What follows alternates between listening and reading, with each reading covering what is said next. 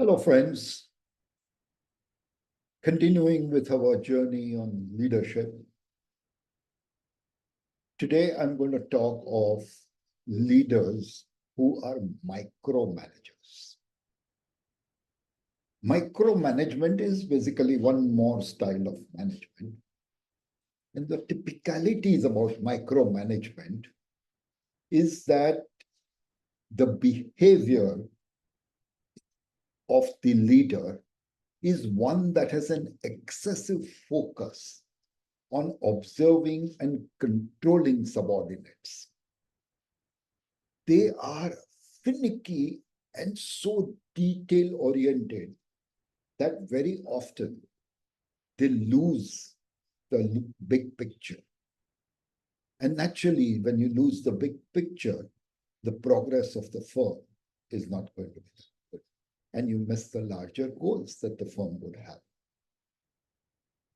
Generally speaking, micromanagement has that kind of a connotation, would be the right word, has a kind of a connotation that suggests that there is a lack of freedom and, most importantly, a lack of trust in the workplace in general, and especially within the team of the leader. Naturally, these are not good signs. And speaking of science, how do we know whether you are a micromanager or not? So what are the signs that you are a micromanager and that you need to change? The first and foremost is excessive monitoring. Micromanagers want to know what the team members are doing every single, so to say, second of the day. And they keep tabs on team members, which unfortunately leaves a very bad impression on the team members. And naturally, when they're micromanaging, they limit the team members' autonomy. Okay?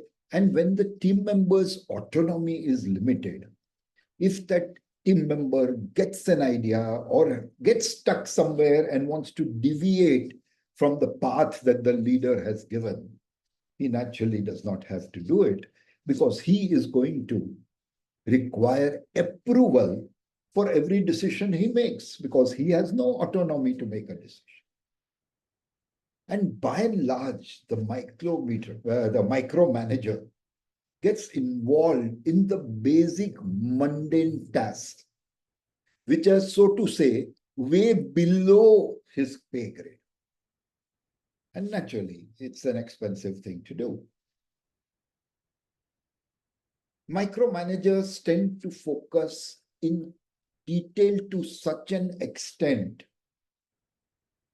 that they are literally, so to say, fixated on inconsequential details. It doesn't matter whether it is done by process A or process B, as long as it reaches the goal X.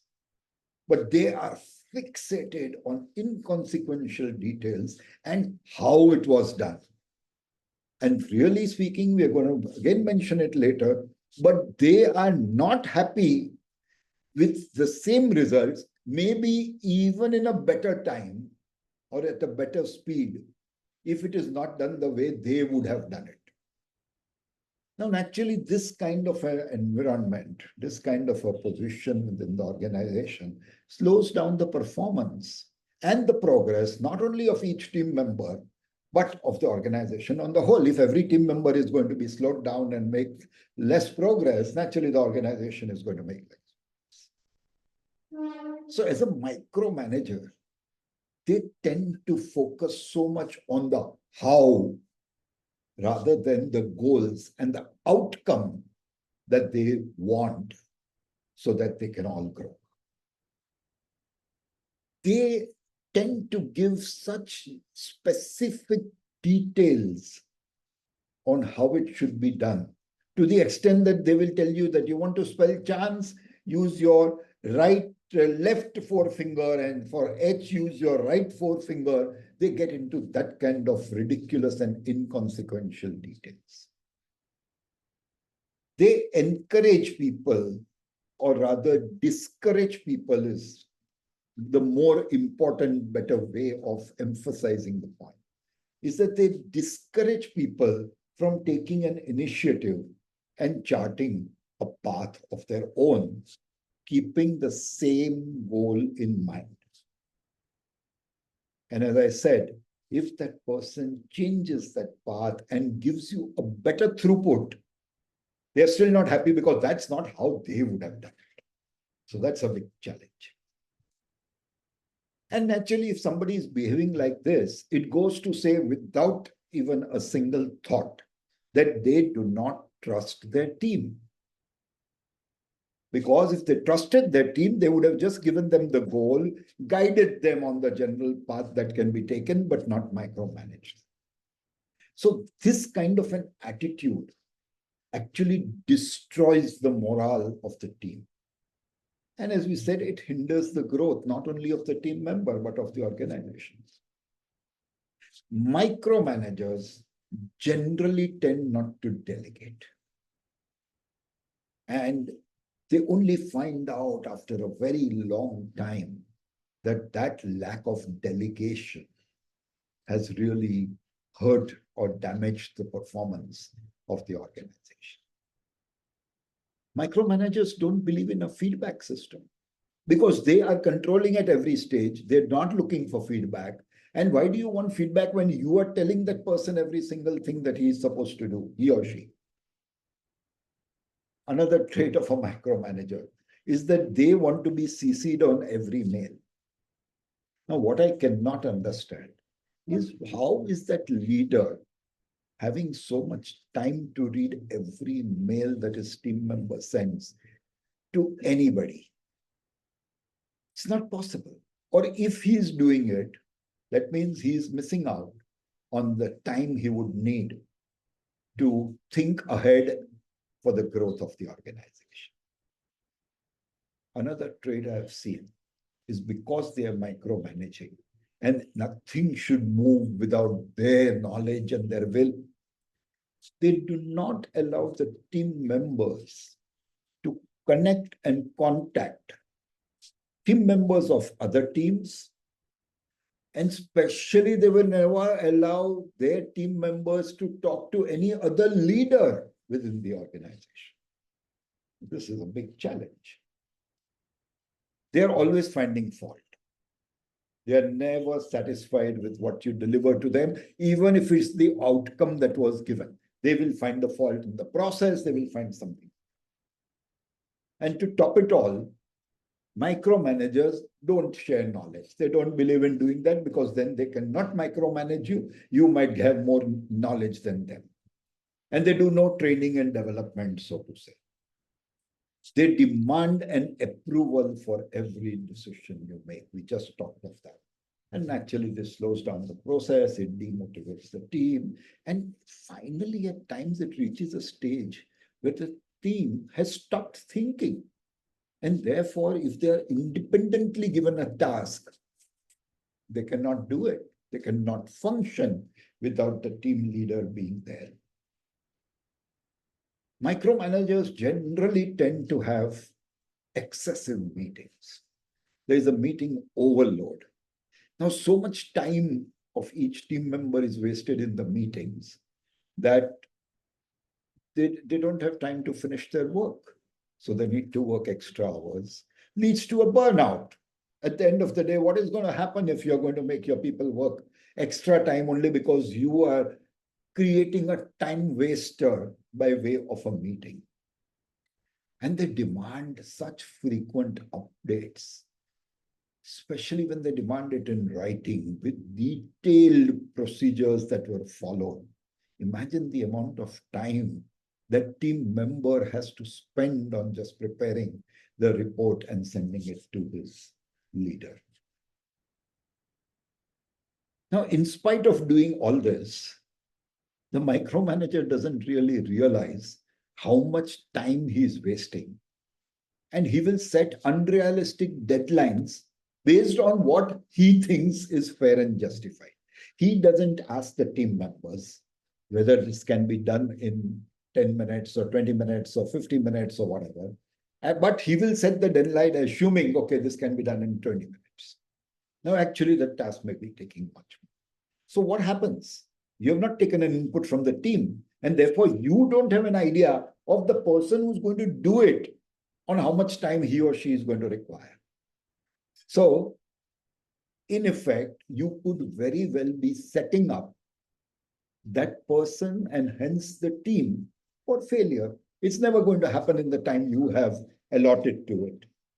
And when this happens repeatedly, the team is going to stop trusting you because your deadlines can never be matched. They are being set up for failure. And they lose respect for you because you're doing the wrong thing. You're not letting them grow. You're in fact just demotivating them and making sure that they do not grow.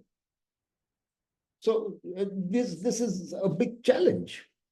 And I have noticed in the few companies that I've dealt with that micromanagers, generally, most of the time, their reaction is punitive. Somebody doesn't do a job well, that person is punished. It's not that, okay, you didn't understand this, fine, you should have come to me at the right time. I used to say that all the time. If you come to me when you have a problem, it's a problem that I will help you to solve. But if you come to me with the same problem when I'm asking you about the results and failure to deliver, then you're giving me an excuse. So this punitive action at all times and not bothering to train or coach your team members in case they have challenges creates a culture of fear. People are always scared. What are you going to say when they come up to you? It stifles risk-taking because people don't want to fail. There is no provision in, or there is no word in that leader's dictionary which says failure is okay, but learn from it. And therefore, when there is no innovation, naturally the team's progress is slower, the organization's progress is slower, because they'll keep on doing the same thing that they've been doing for the last 20 years, 30 years, 40 years. And therefore, they're going to get the same result of the same level of inefficiency that they've always been. And in spite of all these challenges that micromanagers create, they want perfection in every result that they get. Now, naturally, that's not going to happen, and it's not required. Actually, perfection can be a big, big, big enemy of productivity. So when they want perfection and they tell the employee that, oh, this is not okay, although the task is done, the output is achieved, it demoralizes the team completely. And what he does at the end of the day is goes and tells the team member to redo it, knowing full well that nothing is going to change as far as the operations of the results are concerned. And that poor guy is going to spend another couple of hours or whatever it takes to redo the thing. And then what happens? He gets burnt out. So it's not a great idea. Now, naturally, by this time, you're all asking that, okay, I know micromanagement is horrible and that there are some of these things that I do, but how do I reduce or how do I control my micromanagement habits? The first thing that you need to know is you need to accept that micromanagement at the end of the day leads to poor performance and missed goals and unwanted results. Okay. And therefore, as an individual, as a leader, you need to be sitting down and analyzing and recognizing when and how you tend to micromanage. You may not be doing all the signs that I said, but even if you're doing 5 of them, that's enough to make you a micromanager. So sit down, recognize your limitations, and then decide how you will address them. And I think one of the first things that you have to learn to not micromanage is to delegate efficiently. not just delegate. You don't delegate and get hands off. That doesn't help. That guy is going to have challenges. That person is going to have challenges, and he will need your help to address them. So delegate efficiently. And when you are delegating, be very clear and explain very clearly and patiently and calmly about the outcomes that you desire from the task you are delegating. You do not need to get into details of the how, but you definitely need to get into details of where you want to reach. Very, very important. And clarify the authority that that person has. Because there is then no confusion. He is not going to step over the boundaries you set for him. So clarify the authority. After doing all this, and tell them that if you have a difficulty, if you have a challenge, come back and ask me. I will teach you how to do it. Not that I will do it for you. Okay? Now, once all this is clarified and conveyed, communicated to the person, then you have to sit back and trust them to deliver. But at the end of the day, it is your skin in the game. You need to check in regularly, not critically, but to make sure that they are happy in what they are doing and that they're going in the right direction. Don't just tell them vaguely what you want. Set goals. In fact, set milestones, I would say. Not only goals, each goal should have a date and what is the desired outcome.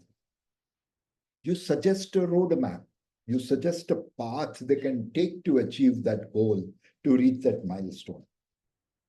But give them the flexibility of altering, changing, doing a process, which may not always be better than the old one. That's where you have to figure out that failure is good, but that you have to try. And give them flexibility in how they reach and attain their goal. You need to learn how to focus on the outcomes and the results and not on the process. Suggest a process, but don't insist that is the only way and the right way to do it. And provide constructive feedback, not criticism. Yes, if that person is doing something that deserves, like he breaks the culture norms of the thing, or he crosses boundaries that are just not acceptable as per the values of the company or the organization. At that time, you need to stop him, criticize, more of explaining, less of criticizing, but you need to be able to do that. And whenever such a thing happens, coach them, train them, and make sure that in the future they are able to do the task and not break the culture or values of the organization. You need to set up a two-way feedback mechanism. It cannot be one way. They should be able to give you feedback and you should be able to give them feedback. So it has to be a two-way feedback system. But whenever the feedback is coming through either way, you cannot breach boundaries that have been set, and you cannot break the values that have been determined for the organization. Okay, that is a no-no. A great way to delegate and understand this is to find a way to quantify your not delegating. Say you cost the company X amount per hour. The person to whom you are delegating costs the company Y, which is far lower than X. And you do it in delta time. That person does it in 2 delta time. But yet at the end of the day, 2 delta into Y is much lower than X into delta. So naturally, delegation is better. So quantify it. For some reason, all of us human beings understand that more easily when there is a number, when there is a cost attached to it. Okay, so you need to learn and figure out how you will quantify the cost of not delegating. Identify your fears. A lot of times I see that micromanagement is rampant, mainly because of two things that a human being fears. One is losing control. When he delegates, when he gives you autonomy, when he gives others autonomy to function, basically he is in fear of losing control. And the second one is the fear of becoming redundant. For this, I have a very different way of looking at it. Very different way of looking at it. And that is that if you do not become redundant in your current job and have somebody else from your team who's able to do it, whom you have trained enough to do it, do you think your organization is going to create a vacuum in your position and promote you to some bigger task? Not happening. Trust me. So you need to constantly figure out who is going to step into your shoes so that you can move ahead. So stop micromanaging. Start empowering. That is the key. Stop micromanaging. Start empowering. Do not be a helicopter manager. But remember that success depends on you and you are responsible to deliver it. So you need to figure out how you will stay involved without micromanaging. Micromanaging is not going to be the way. So last thing that I want to tell you is that to be involved without micromanaging, I follow what is called the PAR method. PAR method. The P stands for prepare.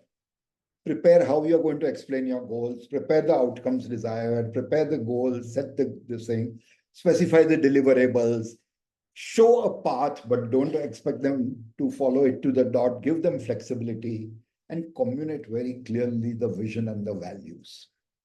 So this is the P. Then comes the A, which is the act. Set a deadline and goals jointly with the team because they know better at what speed they can perform than you do. Delegate, but do not get hands off, as we just said. Check in regularly, not to criticize, but to help. And train and coach when needed. So that's the A. And then the R is review. Keep periodic meetings, discuss the progress on the ongoing projects, discuss new projects that are coming up, discuss the challenges that the team is facing, not only about the project, but in any kind of operation there. Be result-oriented, not process-oriented. So this is all about micromanagement. But before I sign off, I know I've taken a little extra time today, but one very important point, a word of caution. Just like micromanagement is bad, the flip side, also which I have seen often, is undermanagement. That can be as challenging as micromanagement. And that undermanagement also can lead to missed deadlines, derailed projects. So you need to be able to find the right balance. Life is all about balancing properly. I hope this has been interesting for you. Please send me your comments and I look forward to hearing from you. Thank you.